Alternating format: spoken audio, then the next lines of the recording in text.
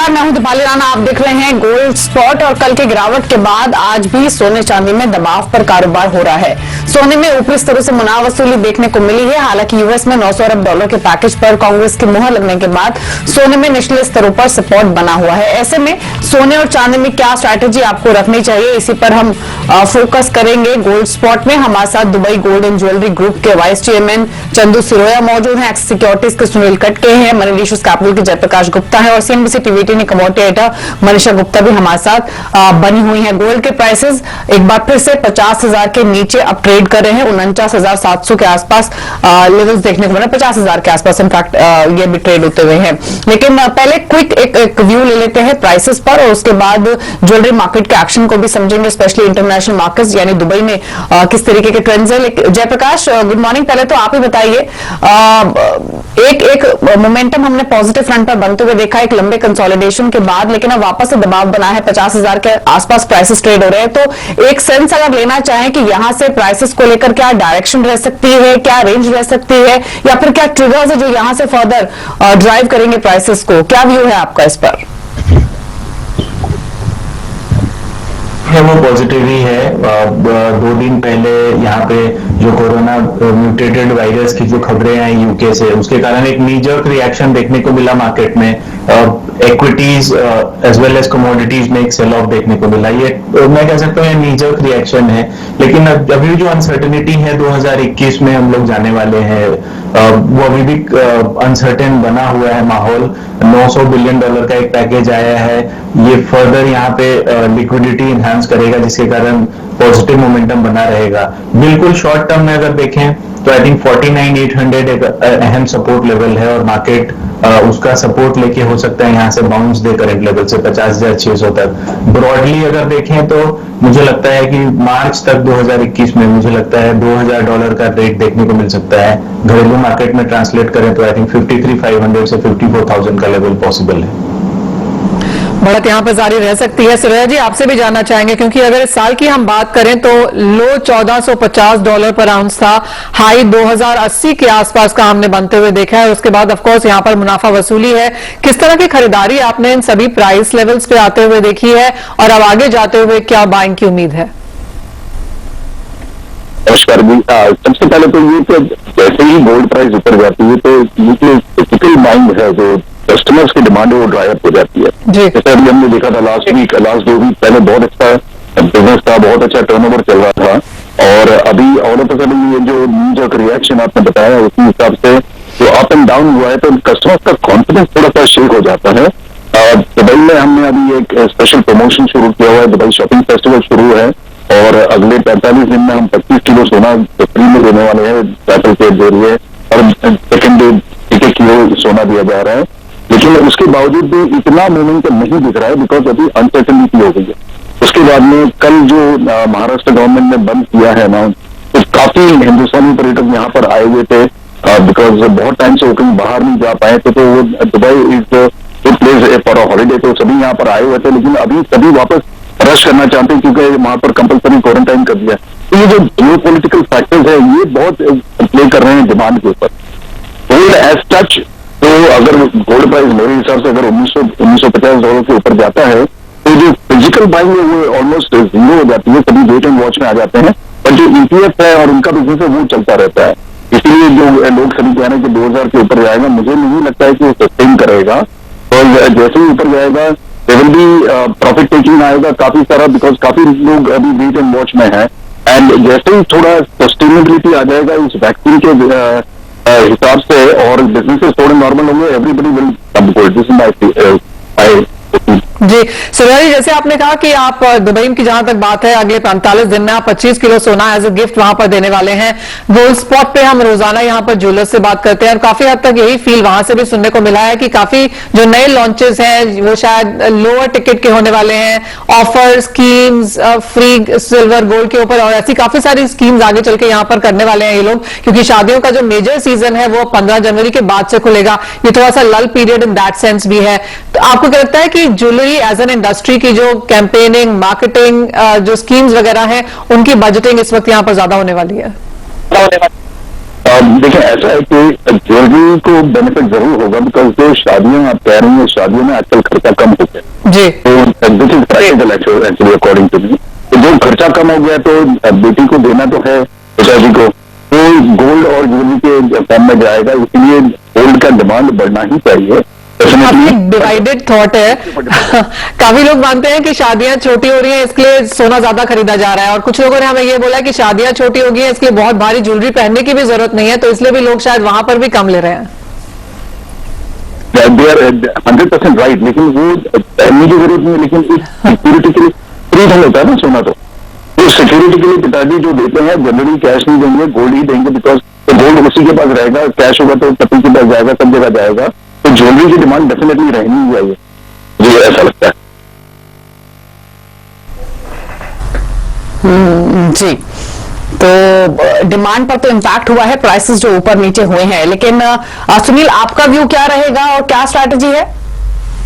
दीपाली, मुझे लगता है शॉर्ट टर्म में डॉलर स्ट्रेंथनिंग का एक इम्पैक्ट हमें देखने को मिल सकता है, जो कि सेलिंग प्रेशर हमको देखने को मिल रहा है गोल्ड में, और मुझे लगता है 90.35 के रेंज में जो डॉलर इंडेक्स अभी रिबाउंड हुआ है, इवन इक्विटी मार्केट्स में हमने देखा है कि रिबाउंड हमने होते हुए देखा है।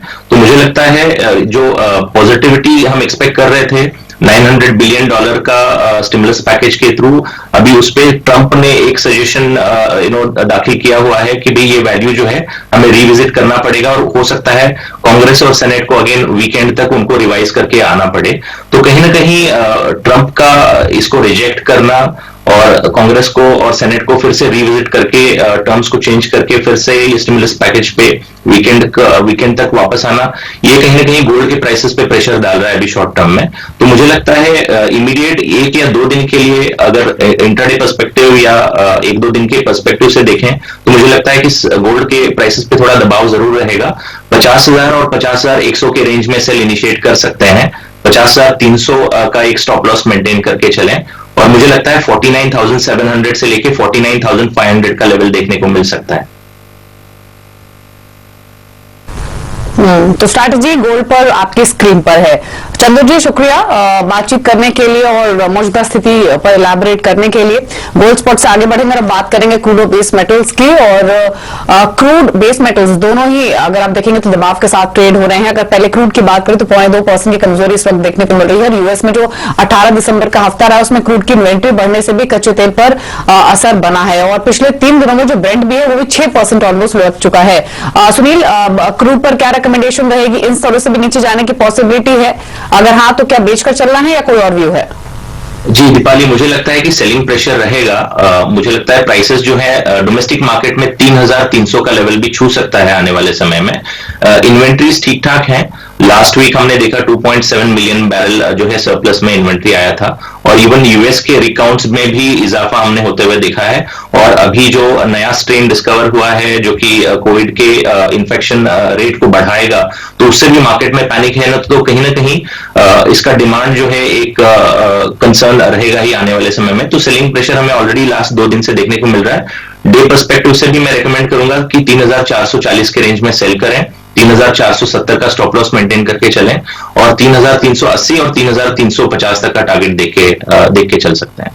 तो यहाँ पर मेटल्स की करेंगे जहां पर मुनाफा वसूली ऑलमोस्ट पूरा ये हफ्ता देखने को मिली है। जय, क्या स्ट्रैटेजीज हैं अब आगे जाके? ट्रंकेटेड वीक है ये।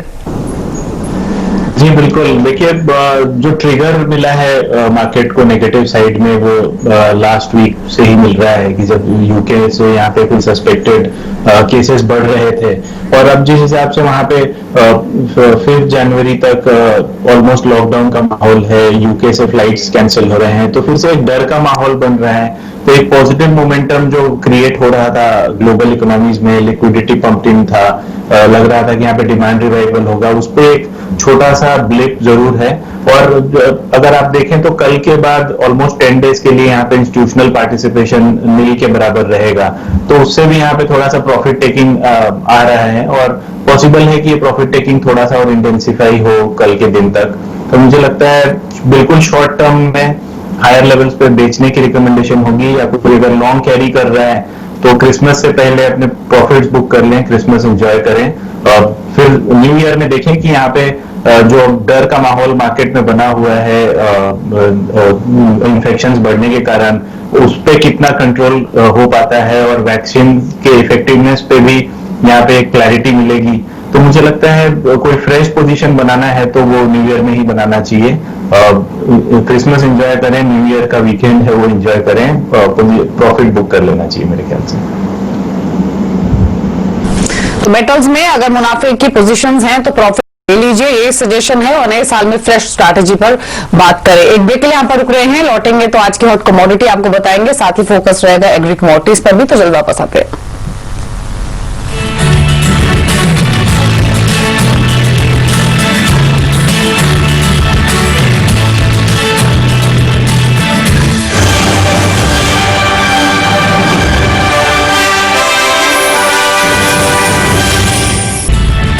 आप भी रहे कमोडिटी राउंडअप, अब यहां से सीधे रुक करेंगे आज की हॉट कमोडिटी का।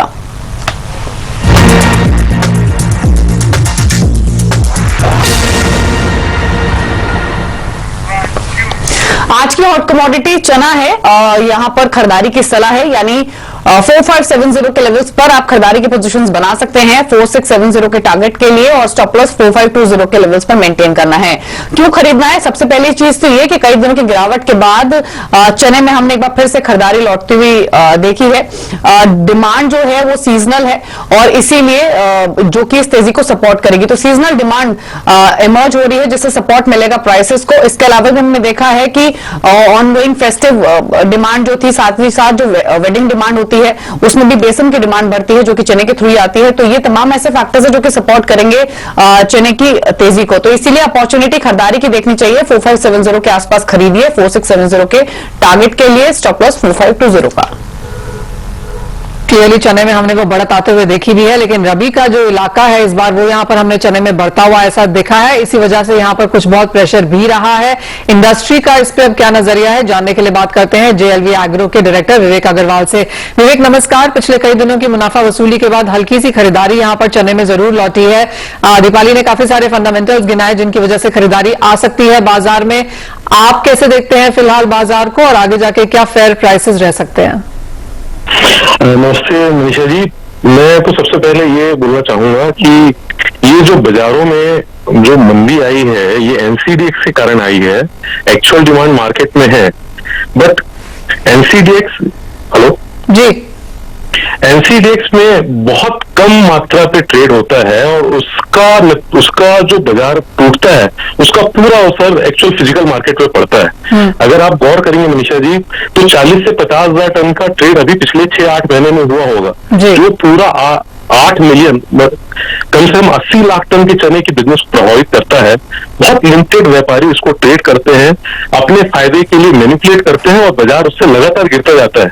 अक्टूबर से दिसंबर के बीच ऐसे कोई घटना नहीं हुई जिससे फंडामेंटल चेंज आ गया हो, लेकिन बाजार वो 5100 से आज 4500-4600 रुपए आ गया। विवेक जब भाव यहाँ पर 5100 तक भी गए थे तब भी हमने फंडामेंटल्स वहां पर स्ट्रांग आते हुए देखे थे। आपकी बात सही है कि फंडामेंटल्स यहाँ पर चेंज हो रहे हैं, उसका असर यहाँ पर एक्सचेंज पे जरूर पड़ने को मिलता है। लेकिन आप ऑन ग्राउंड के फंडामेंटल्स फिलहाल कैसे देखते हैं, चाहे वो बुआई का इलाका है, चाहे वो इंपोर्टर्स के पास जो स्टॉक पड़ा हुआ है और जो मार्केट में एक्चुअल डिमांड है? देखिए मनीषा जी, इंपोर्टर्स के पास तो अभी कोई माल है ही नहीं, क्योंकि ऑस्ट्रेलिया से जो माल आता था उस पर 60% ड्यूटी है, तो फीजिबल नहीं है इंपोर्ट करना। रशिया काबली आता है, वो बहुत लिमिटेड क्वांटिटी पे आ रहा है और वो पोर्ट में जो प्लांट है आसपास वही उसको कंज्यूम कर रहे हैं। एक्चुअल ग्राउंड में आज नाफेड ने 5100 रुपए का अपना बेस प्राइस रखा हुआ है, जिससे बाजार काफी अच्छा एक पॉजिटिव संकेत मिला था। आज से कुछ दिन पहले जब एनसीडीएक्स से बाजार क्रैश हुआ था तब नाफेड ने एक नया कदम उठाया था और उन्होंने बेस प्राइस 5100 रख दिया था कि उससे नीचे वो नहीं बेचेंगे। पर उसके बावजूद एनसीडीएक्स में लगातार जो है बाजार जिस तरीके से घट रहे हैं, मेरे हिसाब से चिंता का विषय है और गवर्नमेंट को इसमें सोचना चाहिए कि क्या इसमें एक्चुअल फार्मर्स को फायदा हो रहा है, क्या फार्मर इसमें ट्रेड कर पा रहे हैं। ये एनसीडीएक्स बनाया फार्मर्स के लिए गया था, पर मेरे को लगता नहीं कि इसमें कुछ चुनिंदा व्यापारी के अलावा फार्मर कभी ट्रेड करते हैं और कभी उनको फ्यूचर का फायदा होता है। तो right now I am concerning कि जो ये एनसीडीएक्स से ट्रेड हो रहे हैं एक्चुअल ट्रेड से बहुत जुदा है और ग्राउंड हकीकत से जुदा है। रही बात चने की, तो चने की डिमांड रहेगी अभी। जी, सुनील से भी जानना चाहेंगे। सुनील, आपका क्या व्यू है यहाँ पर? जैसे विवेक कह रहे हैं कि जो प्राइसेस में गिरावट है वो प्योरली एक्सचेंज की वजह से है और फंडामेंटल्स शायद इतने बेरिश नहीं है, आपका व्यू क्या है? जी, मुझे लगता है एक्सचेंज एक प्लेटफॉर्म है और ये प्लेटफॉर्म सभी के लिए ओपन है। वो फार्मर से लेके प्रोसेसर से लेके स्टॉकिस्ट तक या इवन कॉर्पोरेट्स भी इसका प्लेटफॉर्म का यूज करते हैं। 2003 से पहले ये प्लेटफॉर्म नहीं था, तो जब प्लेटफॉर्म नहीं था तो रिस्क मिटिगेशन टूल ही नहीं था फार्मर्स के पास या स्टॉकिस्ट के पास। तो जब भी प्राइस में उतार या चढ़ाव देखने को मिलता था, उसका सीधा असर जो है उनके प्रॉफिटेबिलिटी पे देखने को मिलता था। तो यहाँ पे देखिए एक्सचेंज भी एक प्रॉपर गाइडलाइन के तहत काम करता है, जहां पे प्राइस पोलिंग की जाती है और उसके बेसिस पे एक प्राइस डिस्कवरी का मैकेनिज्म जो है प्री डिफाइंड है, जो सेट है और जो कि पूरा मंडी से जुड़ा हुआ है। तो कहीं ना कहीं exchange is just a platform और उस प्लेटफॉर्म पे जो पार्टिसिपेंट्स हैं वो फंडामेंटल्स को देख के ही काम करते हैं और एक्सचेंज का जो फाइनल प्राइस होता है, सेटलमेंट प्राइस होता है, वो कहीं ना कहीं मंडी से ही जुड़ा हुआ है। और बाकी अगर हम फंडामेंटल्स की बात करते हैं तो मुझे लगता है कि प्राइसेस जब ऊपर गए थे तो अल्टीमेटली स्टॉक का कमी था, मार्केट में सप्लाई था ही नहीं, तो उस वजह से प्राइसेस जो है हमने 5500 के रेंज में भी देखा था।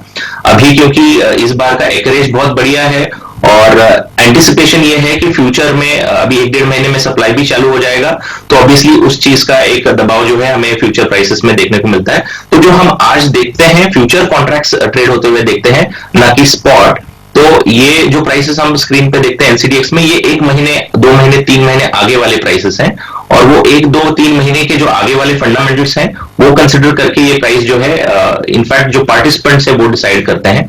और लिक्विडिटी भी काफी है, तो मुझे लगता है कि इसमें 1, 2, 3, 4 प्लेयर का हाथ नहीं है, ट्रांसपेरेंसी है। क्या ओपन इंटरेस्ट है वो पूरा मेरे ख्याल से एक्सचेंज अपने वेबसाइट पे भी दिखाता है। तो कहीं ना कहीं मुझे लगता है कि इसका फायदा जरूर लोगों को मिलता है। क्लियरली भावों में हमने काफी वॉल्टिलिटी देखी है, इसके शायद इंडस्ट्री बहुत खुश नहीं है। इस वक्त 5500 तक के भाव ऊपर में जाते हुए नजर आए थे, उसके बाद ऑफकोर्स अच्छी खासी मुनाफा वसूली है, आज कुछ खरीदारी है, लेकिन बाजार की नजर इस बात पर भी है कि मांग बहुत ज्यादा नहीं है। एंड क्लियरली जिस तरह का रबी का बुआई का इलाका है, किसानों ने अच्छी खासी बुआई की है क्योंकि उनको ऊपर के भाव यहां पर देखने को मिले भी हैं, तो उसका क्लियरली असर यहां पर ऑन द स्क्रीन है। लेकिन विवेक बहुत शुक्रिया, सुनील एंजय आपका भी बहुत शुक्रिया आज जुड़ने के लिए और तमाम कमोडिटीज पर अपनी राय देखने के लिए। मुझे दीजिए इजाजत, आप देखते रहिए CNBC आवाज।